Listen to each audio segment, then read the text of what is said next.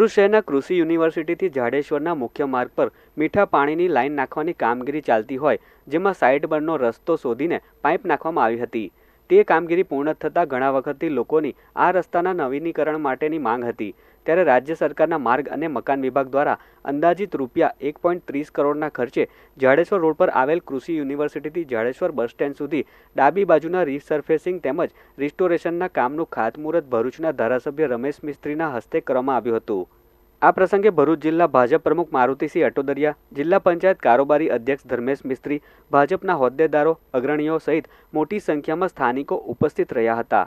કસકથી જાડેશ્વર ચોકડીના રોડમાં એક માર્ગીય રોડનું રિસ્ટોરેશન અને રીસર્ફેસિંગના કામનું ખાતમુહૂર્ત કરવામાં આવ્યું છે। લગભગ 1 કરોડ ને 30 લાખ રૂપિયાના ખર્ચે આ કામગીરી થશે।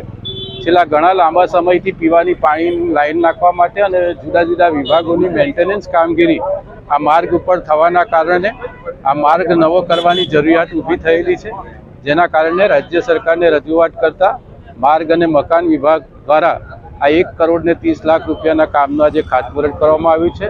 એનું રિસ્ટોરેશન, રીસર્ફેસિંગ, જે ડિવાઈડર છે એને રિપેરિંગ અને પેન્ટિંગ આ સહિતના તમામ કામો આ રસ્તા ઉપર કરવામાં આવશે। નજીકના 2-3 દિવસમાં કામ શરૂ થશે અને આ મહિનાના અંત સુધીમાં આ કામ પૂર્ણ થશે અને નાગરિક ભાઈઓ બહેનોને એનો લાંબા સમય સુધી આનો લાભ મળશે